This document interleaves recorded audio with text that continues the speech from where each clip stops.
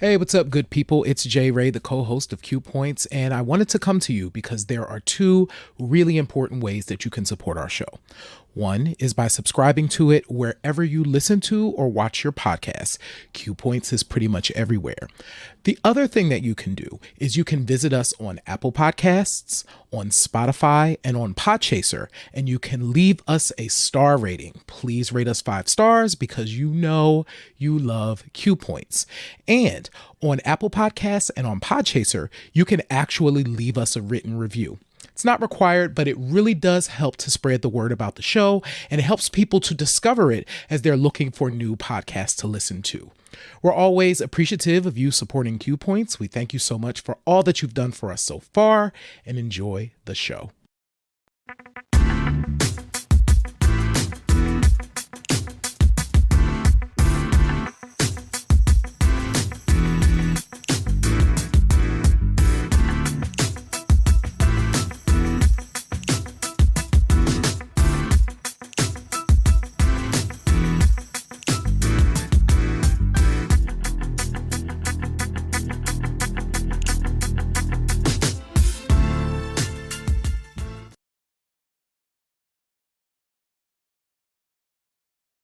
Welcome back to another episode of Q Points Podcasts, dropping the needle on Black music history and keeping my co-host in stitches. I am DJ Sir Daniel. And my name is Jay Ray, sometimes known by my government as Johnny Ray Cornegay III. What's happening, people? And yes, you do keep me in stitches. You guys, if you could only hear the conversations we have prior to coming on the air, it's gold. I promise you, it's really golden. And what's golden is this show that we're about to do, the show that we're about to present to you, listener.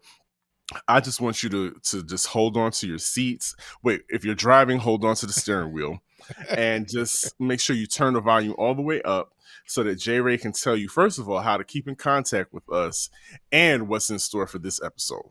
Absolutely. So we got a lot to cover tonight, y'all. It's going to be super fun. So first and foremost, what we're going to cover. So we have some hip hop 50 conversations that we're going to be having tonight. We haven't done. It's been a couple of weeks since we've done some hip hop topics. So there's a lot going on in the news around hip hop culture. So we're going to do that. And then we both Sir Daniel and I watched the Donna Summer documentary. So it's called Love to Love You, Donna Summer, which is on Max.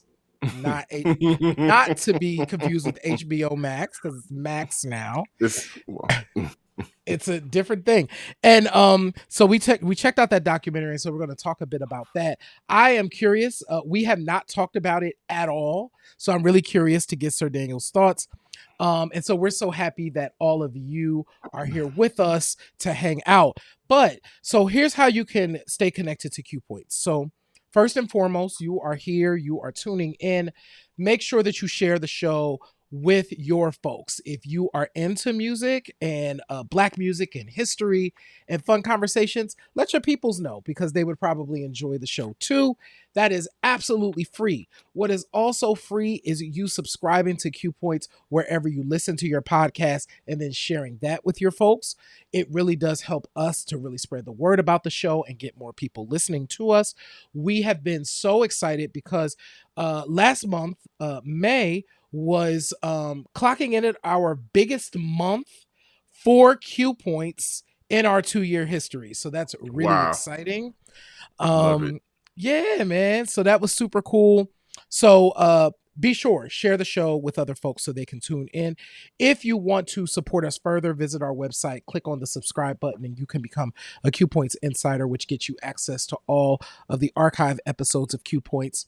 And you can also buy some merch in our store. So if you go to store.qpoints.com, you can get some merch and some gear. And before I forget, you can also sign up for the newsletter, which is really cool. So that's magazine.qpoints.com. It's another way to stay in touch with us. A very gorgeous newsletter by the gentleman over there, Mr. J. Ray. Yes, keeping you informed and keeping you up to date with all the happenings.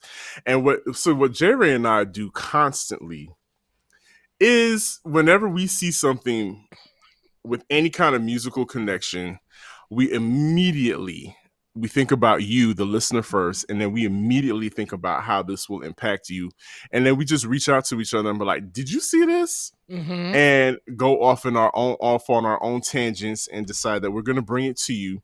And the first thing I saw this morning, I'm not going to lie, when I wake up, two things that keep me kind of glued to my phone Mm-hmm.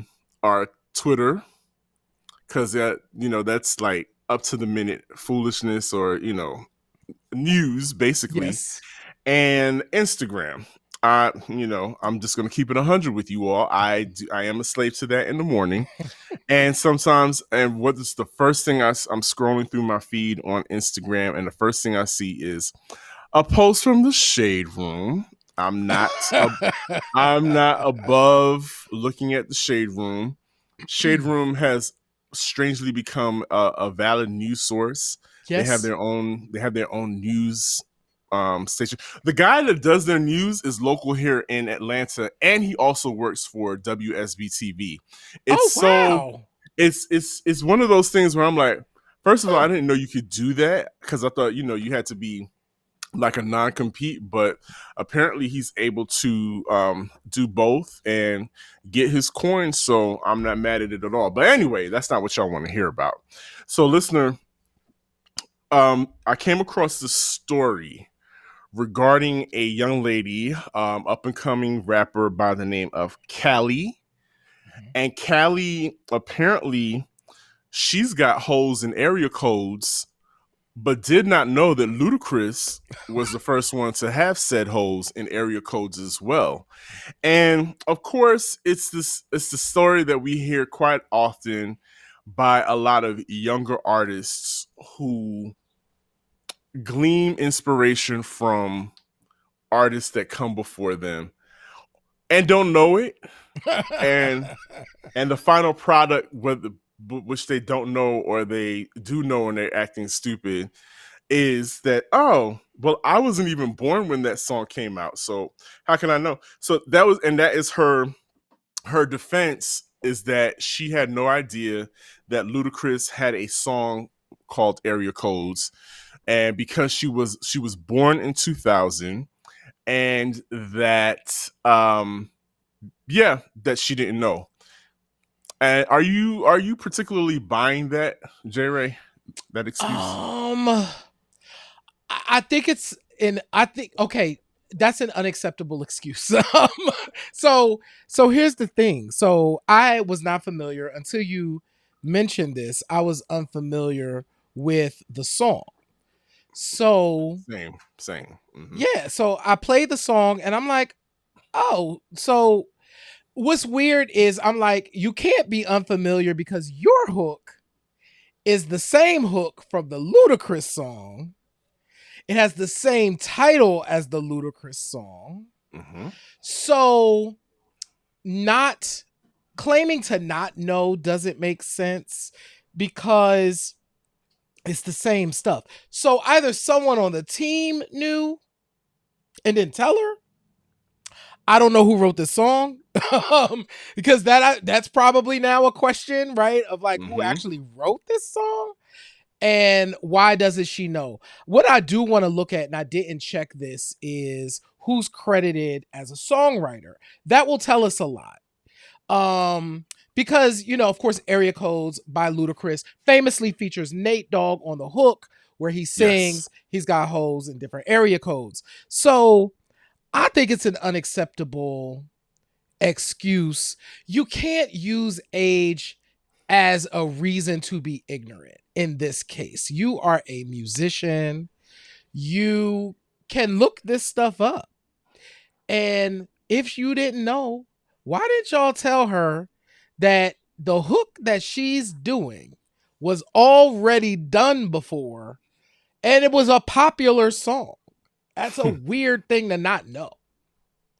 Well, first and foremost, I think you were very generous with using the term musicians, because, and that's no slight. It's just we're just now finding out about this person, so Mhm. we don't know about their pedigree really. Um, But you are absolutely correct. In the especially within in 2023 of God given years, and in 2023 on, as the kids say, Beyonce's internet and Blue Ivy's Wi-Fi, there is absolutely no reason that you cannot pick up that device in your Mhm. hand and just take a gander and see, you know, does this sound like, does anybody have anything like this? And it would also make sense. And this is a gem, this is a jewel for our musicians out there, up and coming songwriters and rappers and whatnot.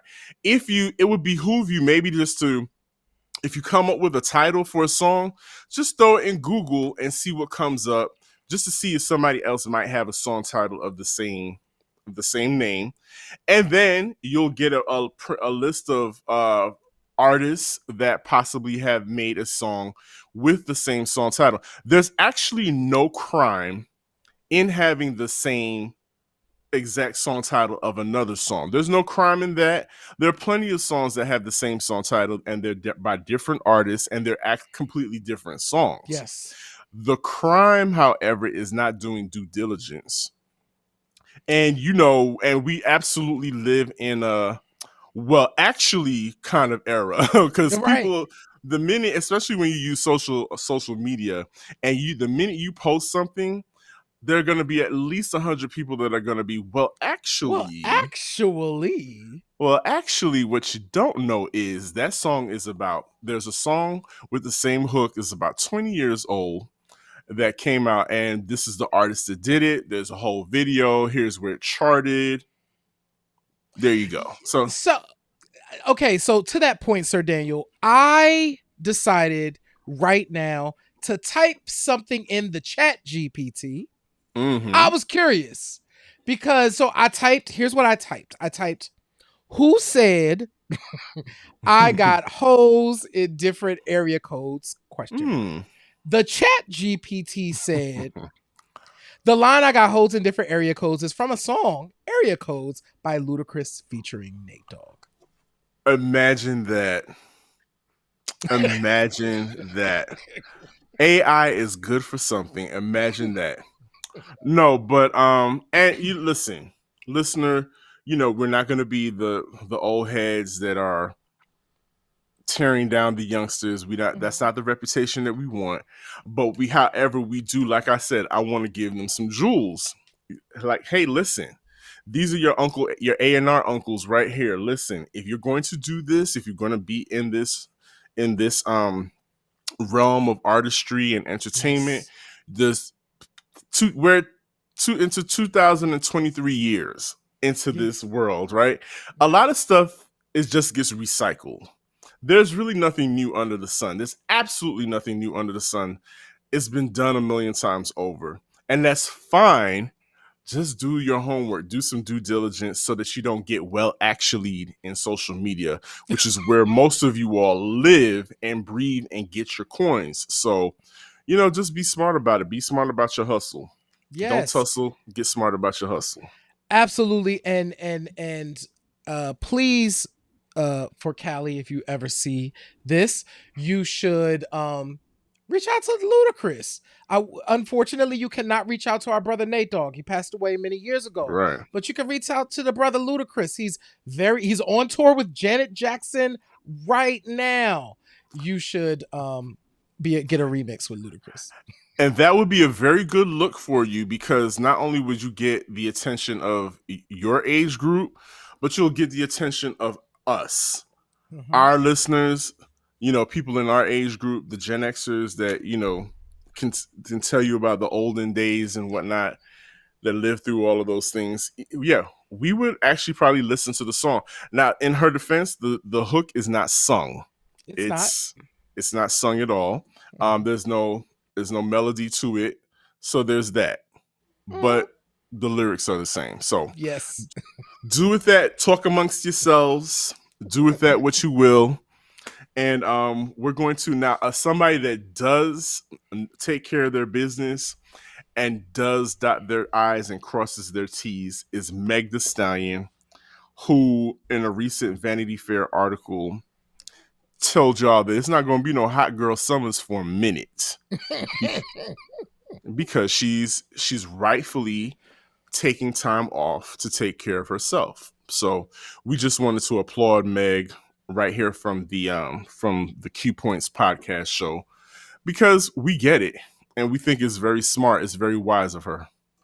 Yeah, this is interesting for two reasons. We've talked about health, of course, a lot on this show. And to see an artist with her level of fame decide, you know what, I'm going to just press pause on this to focus on myself. She released her second album in the midst of all of the craziness that was going on with that, the trial coming up and all of that. Mm-hmm. And was also in the midst of a lawsuit with her former record label. There was a lot going on. And she was still trying to release music and do things. So, with all that has happened, the fact that she said, you know what, I'm just going to stop for a minute and reassess, I think is incredibly, incredibly important. And so, I am excited about that. I do have another thought though. My second thought is we grew up in an era too where artists would kind of work through their pain on the record. And I like it when that happens too. Like, I want to hear what might come out. You know what I'm saying? If Meg dropped a joint tomorrow, like, what would she have to say? What greasy talk would she have on a record? So yes, Meg, we absolutely applaud you taking a break. And I can also, Jay Ray can acknowledge that I would love to have heard what you had to say as you are processing, because sometimes beautiful art comes out of that too. So I just wanted to say that. That's true. Nobody can fault you, J. Ray, for that, for wanting to hear that. Because, like you said, we've had artists that did that, maybe to their detriment. Who knows? That'll be up to them to tell that. But all the things you listed that she'd been going through, and on top of that, right before her star took off, her mother died. Absolutely. Who was her whole reason for being in hip hop. Yes. Who got her the meeting with Q-Tip. Who helped to start her off on her road, and then to deal with the world like literally tearing you apart and examining your sex life, your love life, all of those things, and putting you under a microscope. I wouldn't be surprised if she says, you know what, I've banked quite a few dollars. I do have my degree. I do want to open up this business back home in Texas. You know what? Y'all got it. Y'all got it. You know what? I will see you all later. I would appreciate that, actually. I might come out. I might pop out for the occasional, festival and do a little hot girl dance for you guys, and that's it. Hotties, y'all got this. Let the new generation of hotties take over.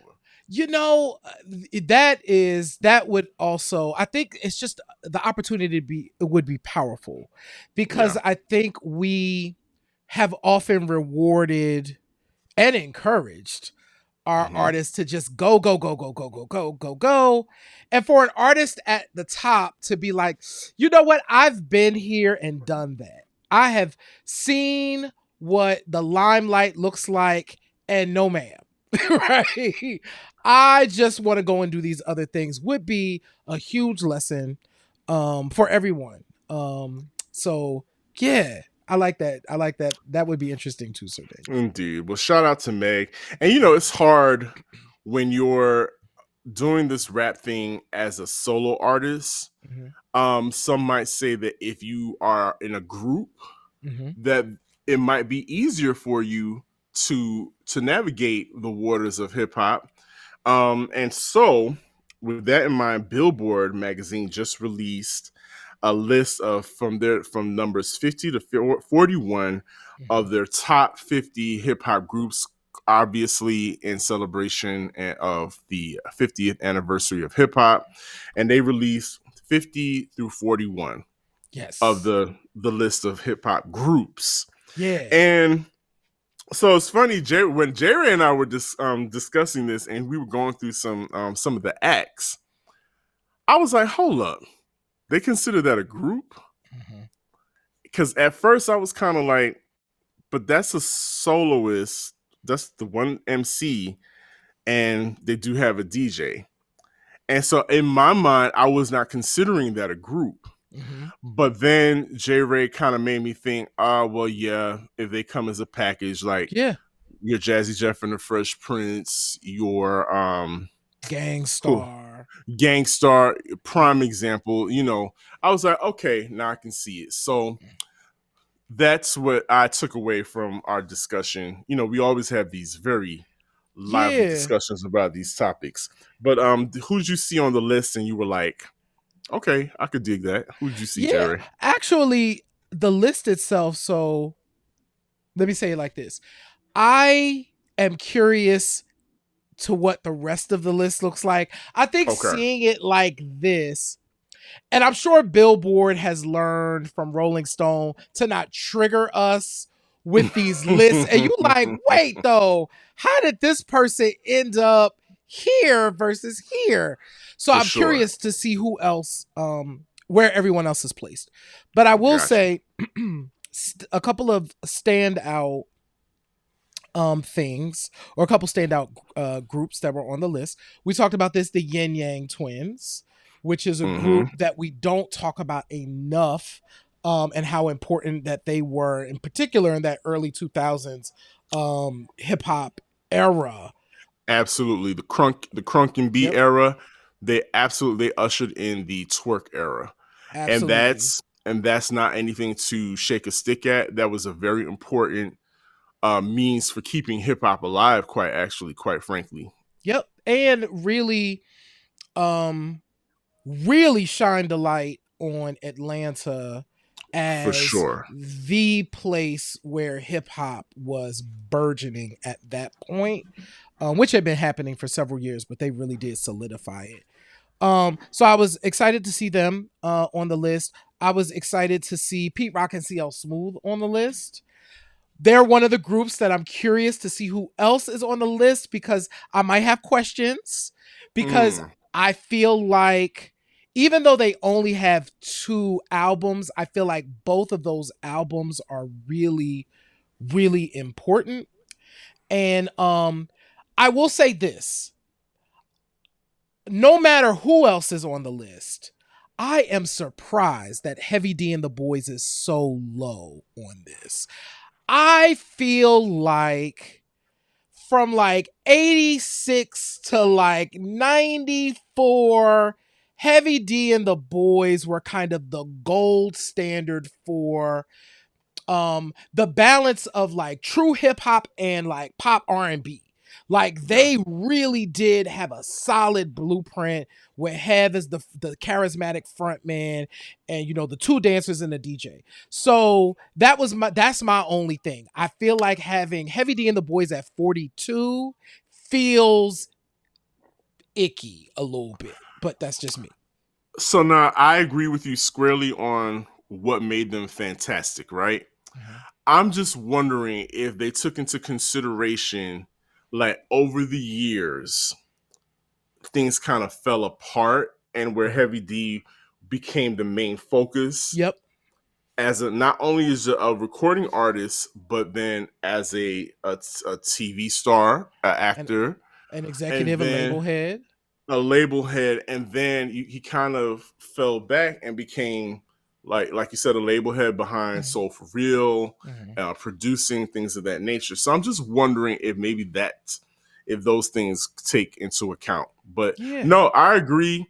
As far as a package, the look they had, the whole look, definitely, definitely one of those hip hop groups that you can't not mention in a list like this. So I'm interested in, so like you, in seeing where they go with this list. I see what Billboard is doing. They're teasing, they're giving a little leg, and then they pull it right back.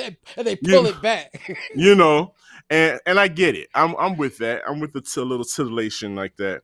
Um, but listener, I'm curious to know what you think. Who you think? What rap group you think is number one? Of Oh, course, I'm also interested in knowing what my co-host J Ray thinks, or who he thinks is the number one hip hop group on the list. So we're making our predictions right here and there. So put your money up, ante up, everybody. Let's throw our Absolutely. dollars in right now. Who you Right got? now. Who you So got? I'm about to tell you, I want to shout out Kari, who's watching us on YouTube and going back to the Cali, said, I don't know, it's not the melody, it's just the words. I can give her the benefit of the doubt. Shout out to you, Kari, for giving Cali the benefit of the doubt on area codes. And the link to that is in the description for folks that want to check out that song too. Okay. My prediction for the number one hip hop group is Public Enemy. I think that they will take the top slot. I think there's not. We're going to see how this unfolds. So every week that they don't appear in this group, I guess they're going to do this for the next 4 weeks or whatever, or probably up until hip hop's birthday. We'll see where they fall, but I think they will end up being number one, simply because of the output, the impact, and kind of the long tail of their work. And in fact, if y'all go back, we have a show about Public Enemy's That's right. Album. It takes a nation of millions to hold us back. Definitely go check out that episode. Sir Daniel, who do you think will be in the top slot? Did you mean Senior Daniel? Oh, that's shade. another inside joke, folks. Okay, so listener, I hope you're writing this down, listener. So J Ray has picked Public Enemy, which is a very, very solid choice.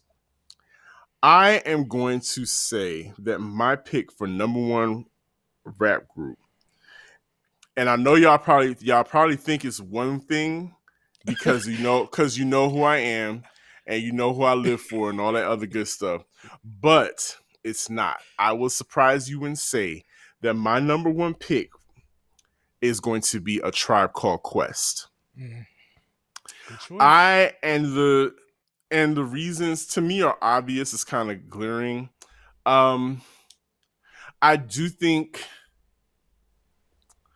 I think that there's some people, especially me being here in Atlanta, I know some people would probably be like, well, how could you say that? Outkast is clearly going to be number one, which I'm not doubtful that they would be I wouldn't be doubted if they're in the top 5. Quite honestly. I would not doubt that.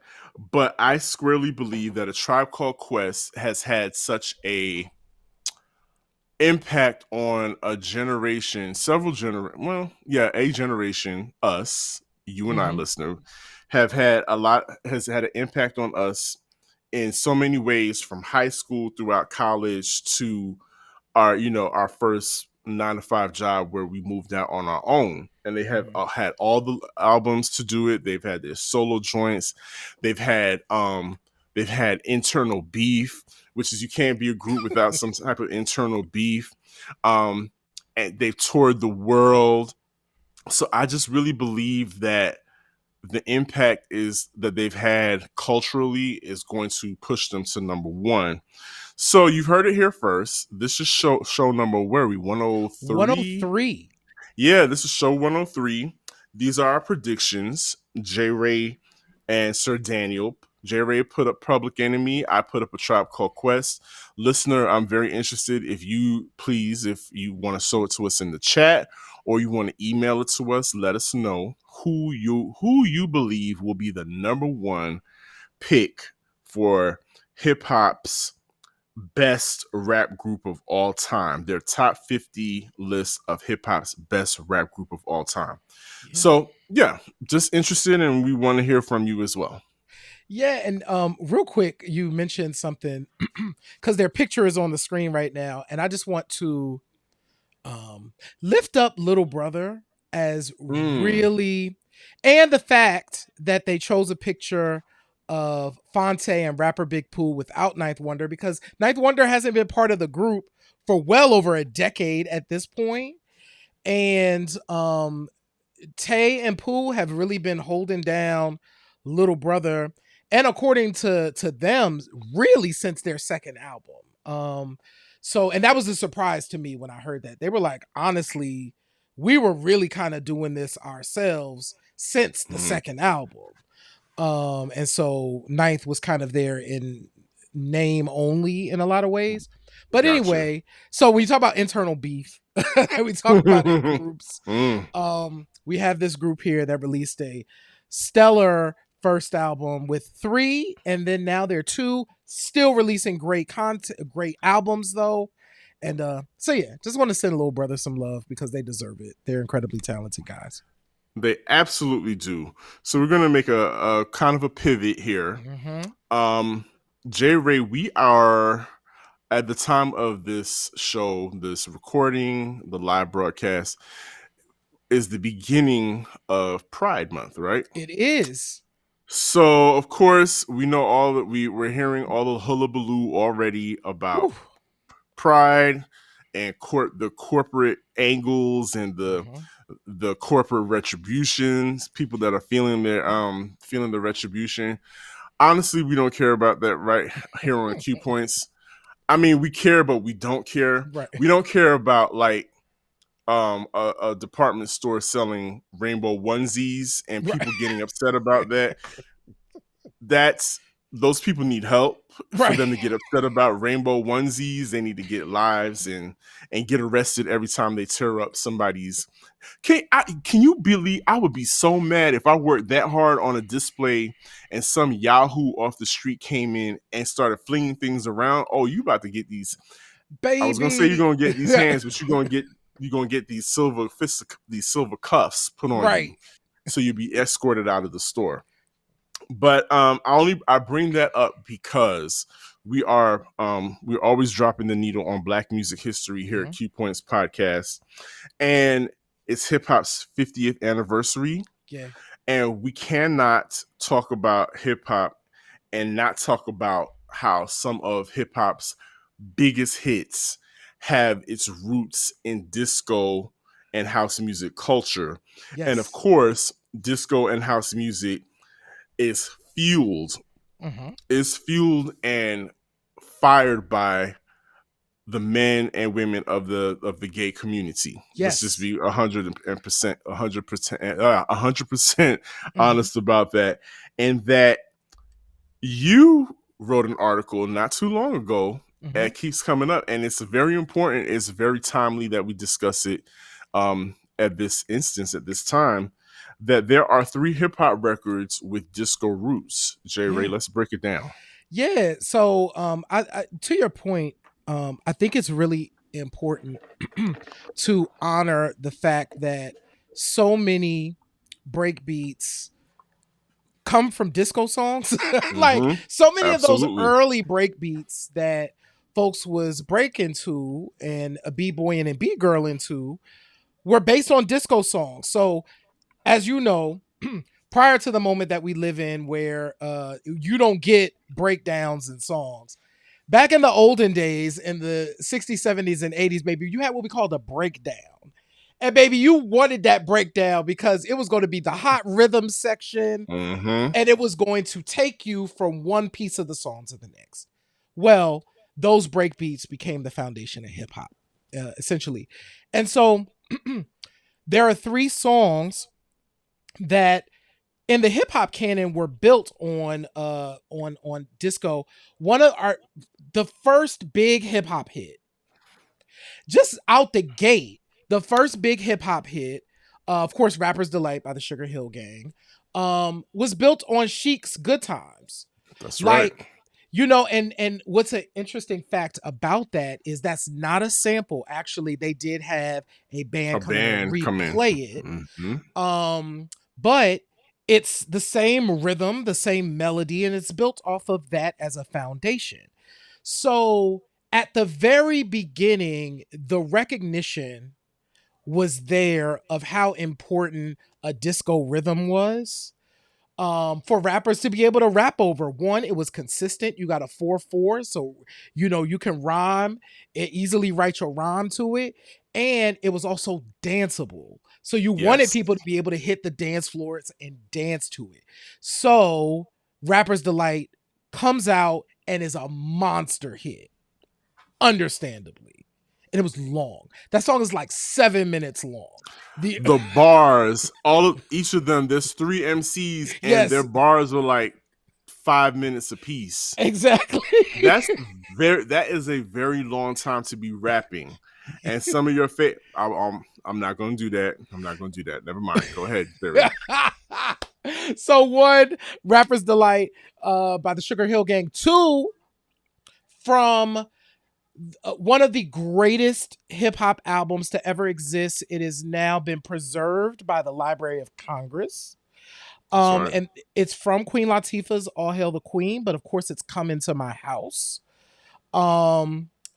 What's dope about this song for a couple of reasons is not only does it have that Anita Ward Ring My Bell thing in there, the boo, Boom, which is a whole boom. thing, but also Latifah was evoking ballroom culture in this Absolutely. Give Me Body, and doing in 89, right? In hip Mhm. hop.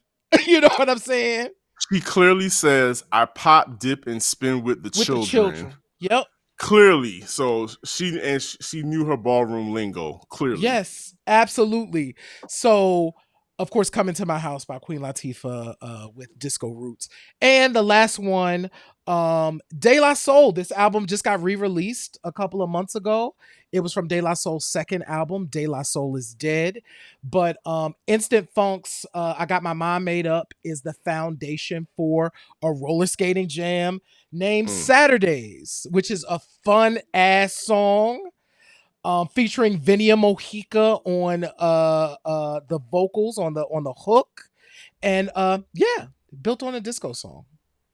absolutely. So always you're gonna get a breakdown and some backstory from from Uncle J Ray and Uncle Sir Daniel here on Q Points podcast. And so J Ray, they can actually still go and read that article Mm-hmm. on the website, Yep. and I'm sure we're going to have a link in the description of this particular show, so you can definitely check that out. And we're in the bed of disco right now. I Yeah. mean, let's roll around some more and make some sexy noises in this bed of disco and start to discuss the main topic of this particular episode, which is the Donna Summer, and it's not Summers, y'all. It's It's Donna not Donna Summer. Summer. It's not Donna I, Summers. we love putting on an extra S on in her name. It's not Donna Summers. It's Donna Summer. Donna Summer. The I almost said HBO Max, but the documentary, like J Ray said in the beginning, is featured on Max Mm-hmm. on the application. You can go see it now. It's called Love to Love You, Donna Summer. And J Ray, we're just gonna break down our thoughts Yeah. on the documentary. And it's so funny. We spoke this documentary up, We did. honestly, Mm-hmm. because if you go back a few shows back, we did a show on a movie entitled Spinning Gold, Yes. which is a family project by Yeah. the Casablanca family. The what Mm-hmm. was the gentleman's The name again? Bogarts. Bogarts. The Bogart family wanted to pay homage to their dad. Yes. I get it. We Love that both for them. love that for right. I love that for them. But J Ray and I both unanimously agreed that it was lacking, Yeah. to say To say it the was least. to say the least.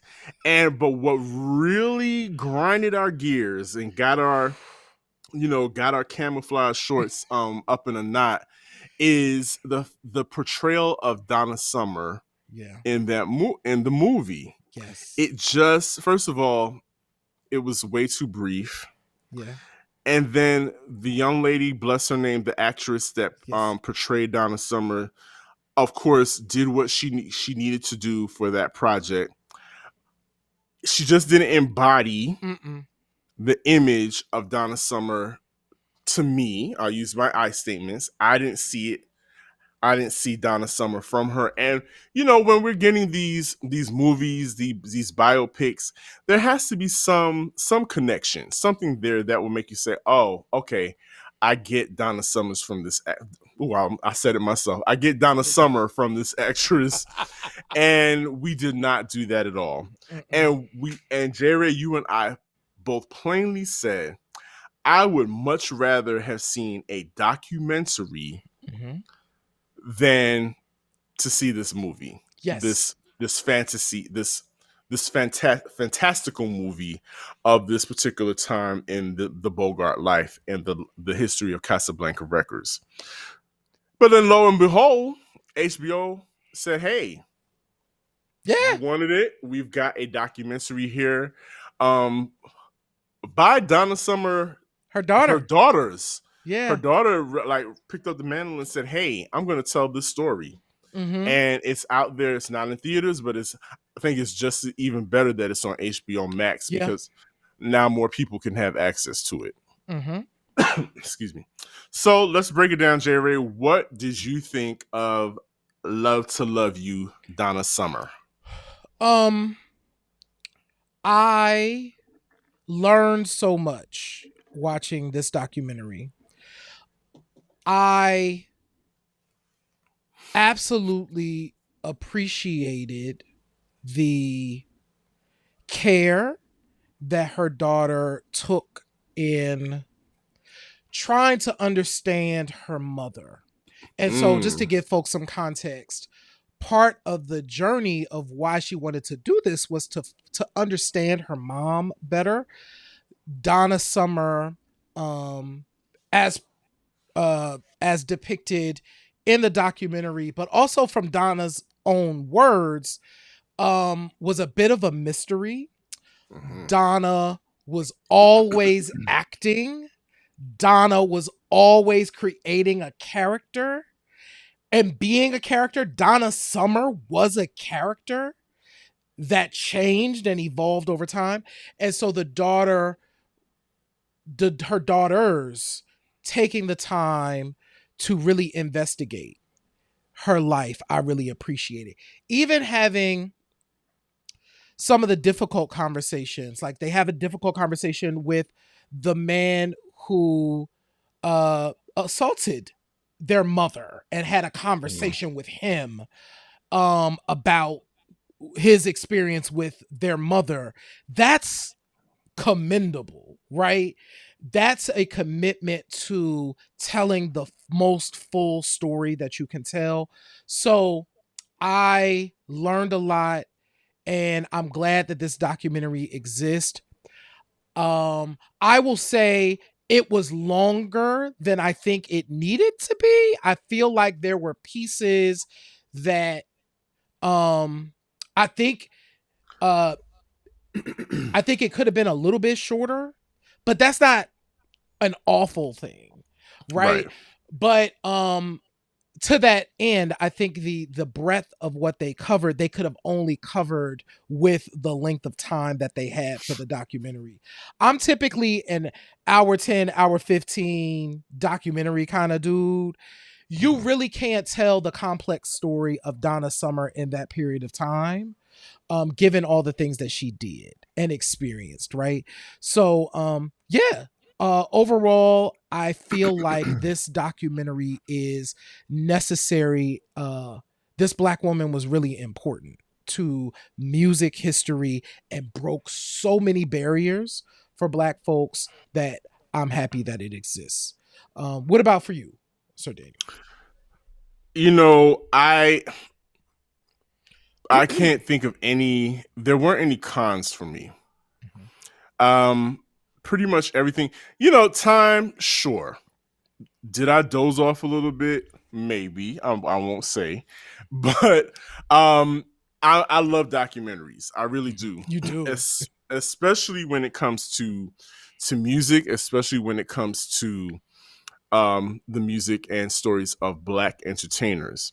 And this is Donna Summer's story is that. It's Mhm. like she's probably her story is probably every woman's story, every black artist's story to an extent, right? Mhm. Especially somebody who came out who grew up in who was a baby boomer, Mhm. grew up in the 60s, um came into adulthood in the 70s and 80s and whatnot, and expressed themselves and lived through these particularly life changing, world changing eras. I like you. I felt it was very striking. I'm glad you put it in that context. This was her daughter was trying to figure out who her mother was, because they tell you in the very beginning, yeah, mom's bedroom door was always closed, and we didn't know anything Yep. about any of the stuff that she did until we got much older, and was like, when they've heard the Love to Love You song, it was like, That was girl, hilarious. she was like, I got something for you to listen to. And so it doesn't surprise me, because I believe that there is, to the artists that rise to that level, that have that level of genius Mhm. assigned to them at birth, there is a constant internal dialogue and an internal conflict that they experience throughout the whole movie. I thought it was very interesting throughout the documentary. To what you said, Donna said, that's not me. I'm portraying somebody. I am portraying a character in this song. This Mhm. song is nothing. I'm setting myself. She's like disassociated herself with whoever the characters are in this song, which makes for great performance art. Yes. Um, because she was, her shows were always top notch. Her Yep. shows were very dramatic, and Yes. that's the running line throughout her sisters, Mhm. brother. I mean, her sisters, her dad. Everybody Yep. said she was always acting. She was always performing. Her kids said that she was Yes. performing. So part of me can understand why her girls were like, okay, well, we know you're acting.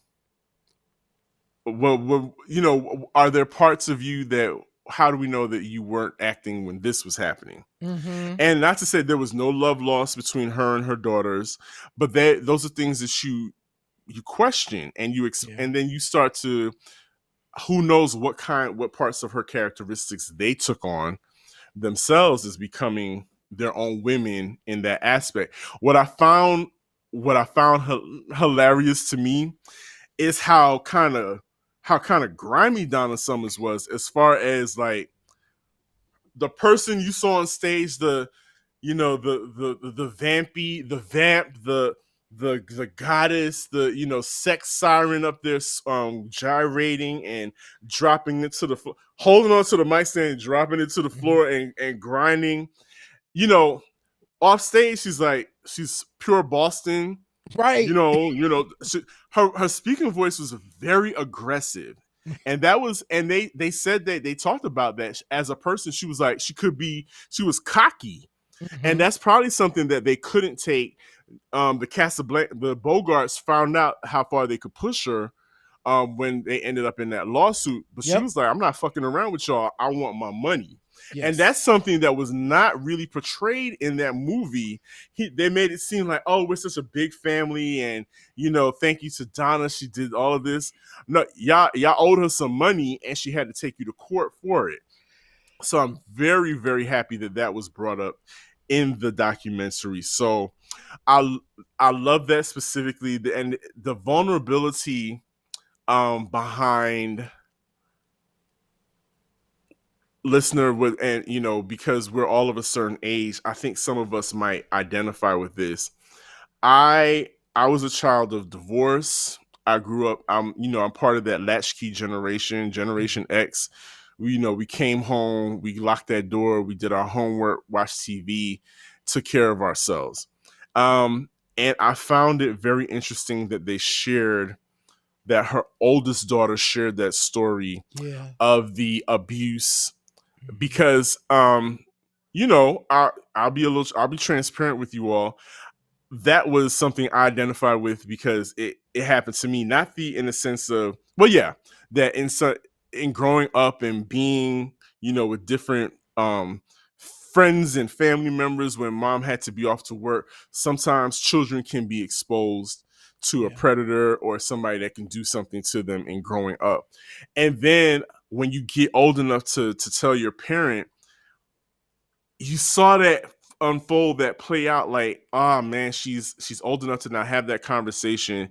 And so now this mother who has laid it all on the line to take her family to different heights, now has to deal with this very, very, very dark occurrence to happen to her child.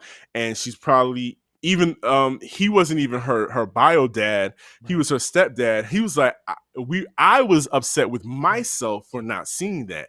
So there are a lot of very human instances in this documentary, which is what makes an awesome documentary, Mm. makes a fantastic documentary that stand out and make it a really good watch and a really great time capsule for all of us to enjoy.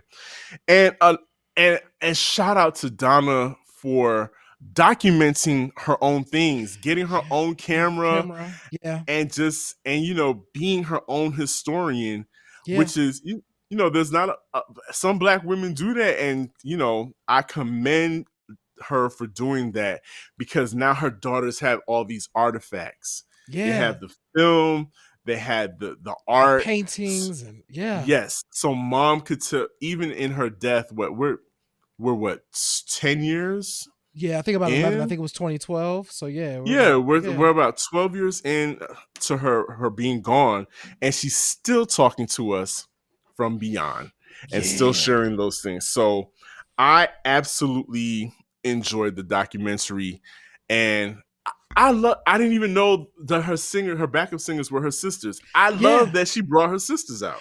Yeah, the fact that I loved hearing from them too, because I felt like we got a chance to even know her more because they were part of it. The Hmm. fact that they were like, listen, if she gonna do this, we got to go out on tour with her, because if we don't, she's not gonna have anybody who can help her out there, right? Hmm. That's part of her family. Um, Or looks like her. or looks like looks like her. She's going to be going to all of these different places. She had already been in Germany, right? So she's Hmm. already worldly, right? But now you're a star and a celebrity and you have all of these other things happening. You need folks in your corner who are going to be there that can balance that out. Um One of the things that you talked about, Sir Daniel, that I definitely want to big up, uh when her daughter was talking about the abuse, Hmm. it was the recognition that Donna had wrestled with her own things as well Hmm. in there, and how that was also difficult for her. Yeah. Um and yeah, so I just wanted to kind of how that how it all was coming together in her life Hmm. and made her life difficult. I listened to um her interview with Terry Gross from Fresh Air. It was from like 2002, 2003. And Terry had asked her about her conversion. So Mm. she converted, not conversion, but her acceptance. She was very uh open about her finding Jesus, and she was talking about it on stage. To You know what I'm saying? Exactly. So Terry had asked her about it, and she said, well, she had achieved so much that it didn't feel like she had anything left to do, right? Mm. Hmm. um and religion gave her that grounding of being like, okay, I have this, I have my children, and that's going to be the thing that's going to sustain me. And I found that to be really interesting, where it's like people are uh people dream of having the life that Donna Summer would have.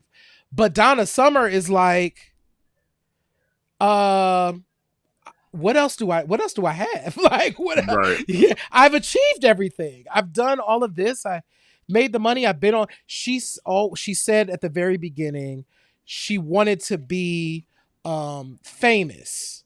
And she saw famous as being on stage singing. She ain't care about none of the other stuff. And it was the other stuff that became the hardest thing for her. Yeah. That was, and that's something that we all need to think about, right? When we think about the places where we want to go, what's all involved? Because for her, it wasn't just, yes, you're going to get on stage and sing, but if you want to be famous, baby, you have a lot more things to do than be on that stage. Are There you is a. ready?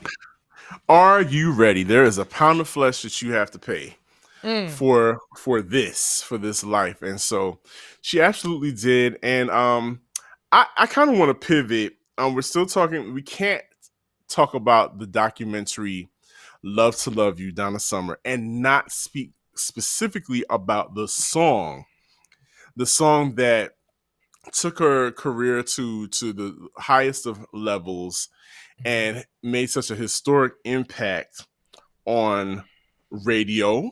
Mm-hmm. Um, Historically, I think that no other song has been played on the radio that long ever.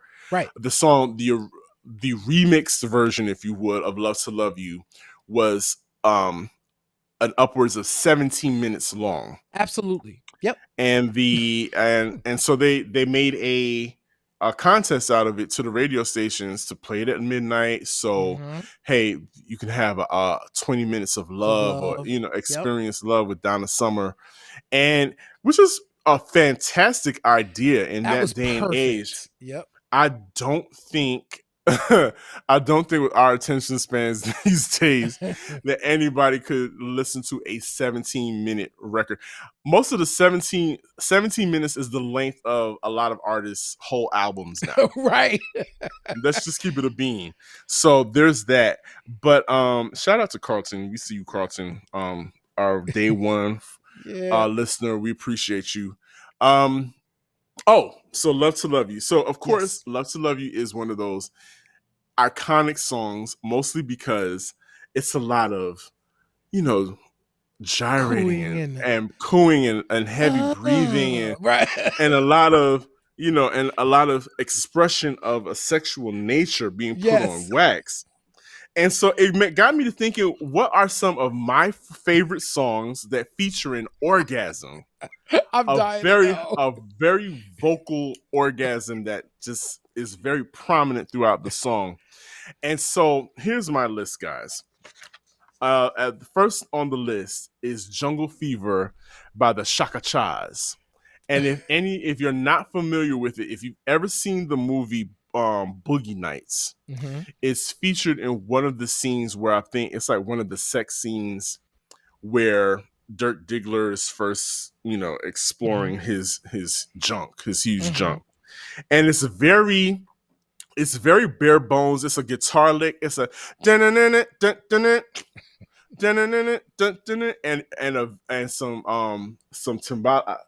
I don't know what kind of drums they are, but a very boom boom boom boom boom boom boom boom boom boom. It sounds very tribal, very, it's a Oh, lot of, yes, you know it now, right? Okay. that's my jam. So, and so and you guys can, we'll put a list out. We'll put the Yes. links to these songs. When you hear it, there's a lot of speaking in Spanish when the joint Yes. stops, the beating stops, and a woman is, yeah, yeah, yeah. She's moaning, she's just groaning through it. And there's at one point, and then the beat goes on, and Yep. it's a very climactic, literally climactic, Right. and she has like the biggest moaning orgasm at the end of the record, and you just don't know. She's speaking in Spanish the whole time, so you really don't know Yes. what she's saying. But that beat is so funky It and is. That's so a hot dope. joint. It's a hot joint, and I'm wondering, could I get away with that at Rocksteady? Mm. Ooh. Dun, dun, Let dun. me. Maybe I don't play all the way to the end. I don't know. I'll think about it because of course the moaning just continues and It continues to work does. and gets louder and more descriptive and a lot of panting, and she's catching her breath, and she anyway. So next on my list, it just made me think of another one. Next on my list is a hip hop classic, which the young lady does not get a lot of credit for it. She had to go through a lawsuit with LL Cool J, but Mm-hmm. Wild Thing. I'm calling it by its original name, Wild Thing, by the original group name Too Much, Mm-hmm. featuring Almond Joy, aka LaShawn. LaShawn. We love LaShawn. You all might know the reboot of the song as Doing It Yep. and Doing It Well by LL Cool J, which was an interpolation of her 12-inch record that was like a local jam in New York, where she is talking about having sex with a Mm-hmm. dude. Of course, because in the mid '80s, late '80s, the code for sex was wild thing. We were doing a wild thing. That means you were having Yes. sex. And so it's like building up. She's writing the My Jamaican Guy beat Yep. by Grace Jones, and she's rapping, and she's just talking about all the things that she can do and how he was doing it to her and was just making her feel real good. And then it gets to that break, as J Mm-hmm. Ray was talking about earlier, where you can hear the congas in the background, and it's just very, and the music comes to a climax, and then all of a sudden,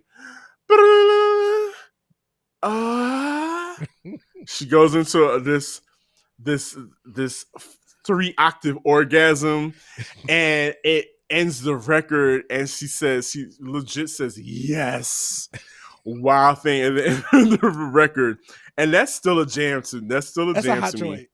It's a hot joint.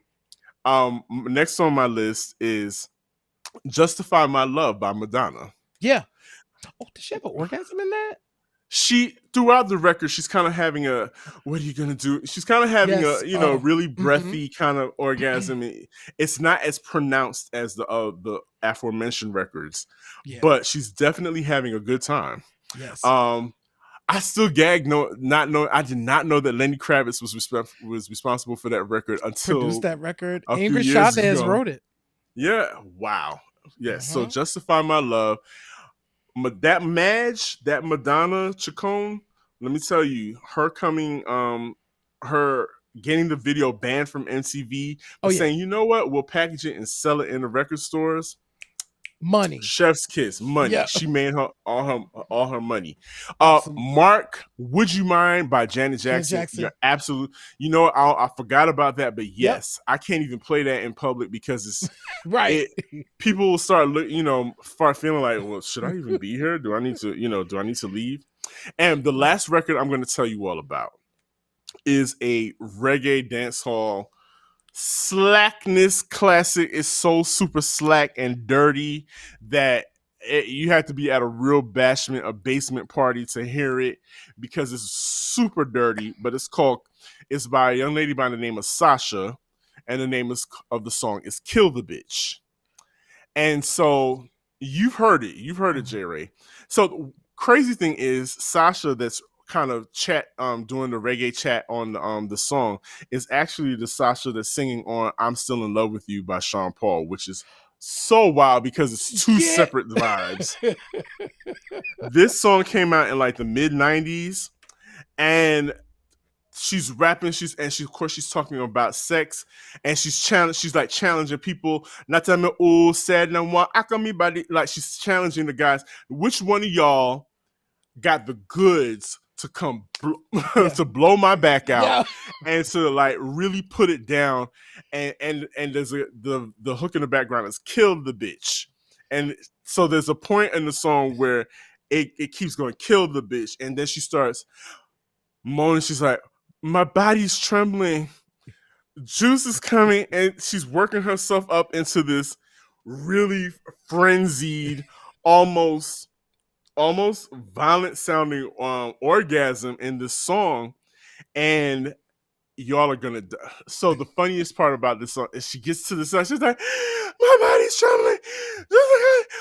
She's screaming and she's screaming and work up the cock.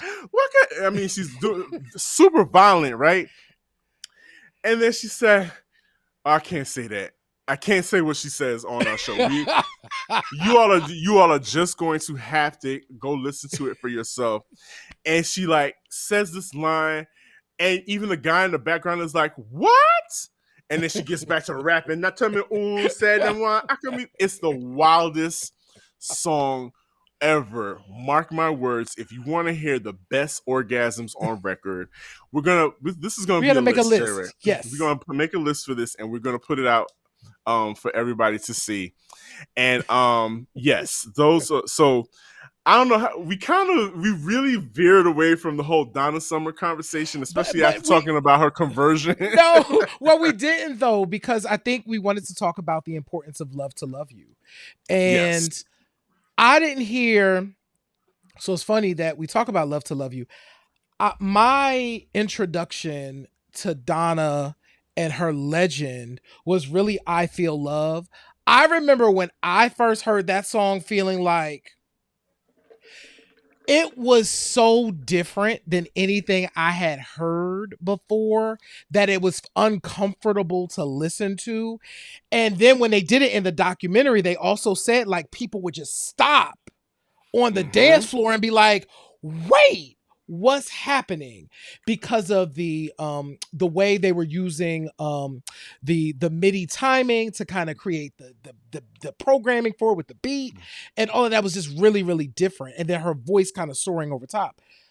Point is, I went back later as I got older, because of course I couldn't listen to Love You as a kid. And then I heard Love to Love You and I was just like, oh my. I was a teenager, but I was like, whoa, okay. Yeah. And meanwhile, this is after Dinner with Gershwin and like all of these other kind of 80s Donna Summer hits. And then I go back and I'm like, I didn't even know that was the start of her career until later. She went from singing with Musical Youth, which, if I have to say, is my all-time favorite Donna Summer song, Unconditional Love. Yeah, Unconditional Love with awesome. Musical Youth. Absolutely love that song. Can make me cry. And you can hear her gospel roots in that song. To me, I can hear her gospel roots in that song. But like you, J. Ray, I Feel Love. And in the documentary, you'll see that she's responsible for that. That is that, I don't know if it's considered the bass line, but it's definitely a integral part of the record, because it almost feels like a swarm of bees are surrounding you. That's a great way to describe that. It feels like that because if you ever heard a bunch of bees together, the noise that they make together can be deafening, and it's very and it can make you feel something. It will reverberate against your body, and that's exactly how that record sounds. And that's why when you hear it, especially when you hear it in a club, it penetrates. Oh my God, it penetrates your body. Yep. And then if you have her vocal talking about I Feel Love, and as she said, you feel like you're ascending. Yes. Like how love makes you feel. And that's exactly, imagine being able to capture that on a record and make people feel it over and over again to the point where they want to take off their clothes when they play it in the club or when she sings it in person. That is why it's important to take the craft of music making seriously. I Feel Love is a perfect case study in how music can make people feel very deeply. I can't imagine being in the clubs during that time when this was playing, because I mean, it feels sexy today. Last time I actually heard I Feel Love was actually at Indigenous House one year. They played it outside, and that was a feeling. I can't imagine especially with all those people. Oh my God. Right. I can't imagine though being under like the dark light and having all of this energy around you and this coming up. What? Oh no, I was gonna say that a new generation of people are kind of experiencing it through Beyonce's Renaissance Ah, because there you go. Yeah. what that song The song, samples it's the last song on the Renaissance, record. yeah, Renaissance. Yeah. It samples samples I Feel Love yeah. heavily. Yeah. So now So they're experiencing it. yes, and this is why that is so important. So no, we hadn't left. Love to Love You sparked this idea. Now, what was really cool was in Spinning Gold, they did apparently get that right because Neil Bogart in the documentary was like, no, what happened is we didn't know it was a hit, or we didn't think it Mm-hmm. was a hit, and nobody thought it was a hit, but we played it at a party and people kept saying, play it again, play it again. And he was like, oh, we need this to be longer so people can get what they need to get from it. Mm-hmm. And so yeah, I definitely so for folks who are listening, go and spend some time with Love to Love You Baby and I Feel Love from Donna Summer. Real quick, we had touched on this, but I did not. I didn't remember. I remembered that Donna had run afoul with the LGBTQ community. Mm-hmm. I don't know that I really knew the story. I think I'd heard the Adam and Eve, not Adam and not Adam and Steve thing, but I Mm-hmm. didn't realize that there was like an article and she was like, "No, I never said that." Like these people are putting out these malicious things, but also the fact that she was also using the stage after being like a disco star to also talk about religion. I think it was just an interesting thing to see. Yeah. Because I'm like, oh my God, this is Donna Summer, and I think I'm at church right now, but I'm supposed to not be at church. Which is again back to that her whole entity, her whole being as an artist. She said that was never me. Yeah, It was something else. She literally said I was being a medium for something else. yeah, Now some of y'all might take that take it to something demonic or whatever, but she literally said I was embodying a character and performing it for you, and being a vessel for this feeling of love and desire that came out on this record, which is, but honest to God, see that's the thing. I think Donna Summer is a textbook study in the dichotomy between love and sex mhm. and spirituality. For Which whatever we've been talking about a reason, lot. Yep, in Christianity, they want to keep the two apart they're when the the two are same. definitely the same, one and the same. And then we constantly have artists who battle Yep, because of Christianity, who battle with having those things share the same space in their art. yep, Prince went through it. Donna absolutely, Summer, a whole there's a Little Richard. There's a absolutely. myriad of artists who go through the same thing, who have gone through the same thing. And imagine if they could have just been able to say, you know what? This is not a battle. This is not a conflict. This is a meeting. This is a whole person. This is an Yeah. entity. I am sexual. I am spirit. I am God bodied. All of that stuff in the same person. It's in the same, all of us, we experience that. So Yeah. good, good point, Jerry. Really good Yeah, point. man. So really quickly, in preparation for this show, I rekindled a love affair with this time I know it's for real, which is her 1989 dance hit. You like The all those the double claps in the background. double claps. The video is cheesy as all get out. The video, I hadn't seen that in decades. The video is cheesy as all get out, but I was happy that I got a chance to revisit that song. And it was also interesting. Carlton, actually, you sent us um the Dinner with Gershwin joint. You were playing Dinner with Mm-hmm. Gershwin, and it made me revisit 80s Donna, because 80s Donna is very different than 70s Donna, right? Totally. From the She Works Hard for the Money on, um, you could tell that there was more of an alignment with who she was as an individual and who she was being as a performer. Mm-hmm. At least that's my perception, based on the time period. But I enjoy revisiting 80s Donna, as an era, and the fact that this woman really did produce great art. She never stopped producing great art, and yeah, I think we're going to be still studying the life and career of Donna Summer for a minute. We definitely, I think Donna Summer deserves a biopic. This documentary is great, Mm. but I also think whoever decides to pick up the mantle, I think a Donna Summer biopic would be really dope. Okay. I you I know that people have been talking about the biopic for years, Mm-hmm.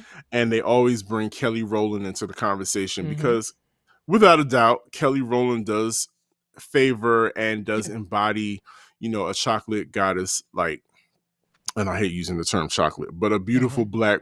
beautiful black goddess like Donna Summer. They're both in the same Yeah. look, the looks of everything. I just don't want it to be about looks. I Right. want it to be like what Tina Turner said about Angela Bassett. Body. You did not make a mockery of me. You weren't doing like a shtick of Tina Turner. You took my story and you embodied it and you empathized with it and then you put it out in Yes. your own way. And that I really hope that somebody is able to do that because, like you said, Donna absolutely deserves that. I think, and also I think she should be studied if people are still doing music business courses, which I hope they are. I hope that maybe she's a footnote or a whole chapter or maybe a full textbook on how not to sync your own artist, because that point in the doc when Mm-hmm. when Bogart Mm-hmm. released that damn Enough Is Yeah. Enough duet, Yeah. while which song was it? It was, I can't remember what song was ascending. It It's was gonna gone. come to me. It had gone up to number 2, Dude, and all she said was, "This let's let this let this record ride. get to number 1." It was Yeah. clearly on its way to number 1, and he completely torpedoed it by releasing the Enough Is Enough With duet Barbara. with Barbara Streisand, which is classic in itself. It's Absolutely. camp classic. I'm pretty certain now that it's Pride Month, your favorite drag show performers It's gonna be, yes. will be performing it if they're not getting arrested. So you know, Woo! right. So yeah, she needs to be studied. Yeah. Someone who got in there, wrote, created concepts, and saw them through, like how what a Janelle Monáe is doing today. Yeah. To that point, I don't want to lose this. I didn't realize, uh, well, it first surfaced when I was listening to the Terry Gross interview, but even in watching this documentary, um, Donna Summer's songwriting got lost in all of the her being out front and being Mm-hmm. this entity. This woman was writing those songs. Right. And what she talked about with Terry was, she always, and they talk about it in the documentary, but from her mouth, she said, whenever I write, I need to know who the character of the song is, because Mm-hmm. I write the song from that character's standpoint. Right. So, so she was talking about, MacArthur Park was a great example where she was like, I sat with the track. I didn't know who I was writing for until the one line came, and it was like, oh, that's the story. That's the person. Now let me continue. But this woman was not just a magnetic singer and performer. She was a prolific songwriter who the words she was singing, she was also writing. And these were big hits. And they were big records, Mm-hmm. dramatic records. Like she, we've driven this to the point. Like she really wrote whole. If you want to look at it, plays. Yeah, Which I'm surprised there isn't a Donna Summer like theatrical performance, there needs to a be. play, Yeah. because I mean it's clear as day. I'm pretty certain maybe her daughters are working on it Mm-hmm. now, putting this to Broadway, because it kind of writes itself. I could Mm-hmm. see like you said, a MacArthur Park. Mm-hmm. My favorite song from that era is Heaven Knows. I absolutely love that song. That is That's a my dope song. track. That's a dope song. Wow, we have Wow. really chopped it up about Donna Summers. Who knew that Yes. we were going to be spilling this much on Donna Summer? But it was a great. That's what a great documentary does. Mm-hmm. You know, it fuels these kind of discussions. It points out points of history and unearths things that we didn't know. So 10 out of 10, I highly recommend. You know, if you Yes. haven't seen it, please go check it out. Yep. Music fans, you have to go see or you have to watch this documentary. It's, it's worth it. It'll add a lot of context and it'll hopefully rekindle some love that you have for some of Donna's music as well. So definitely check it out. As far as us, thank you all so much for tuning into Q Points. You know what the deal is. Wherever you are watching or listening, please subscribe and please share. It is an absolute free way to support the show. If you visit our website at qpoints.com and click on the subscribe button, you can become a Q Points insider to see the archive of Q Points. And you can also sign up for our mailing list as well as buy merch in our store. Absolutely. Well, J Ray, another great show under our belt. But what do I always say in this life? You have a choice. You can either pick up the needle or you can let the record play. I am DJ Sir Daniel. And my name is J Ray, y'all. Peace. And this is Q Points Podcast, dropping the needle on Black music history. We'll see you on the next go round. Peace. Peace.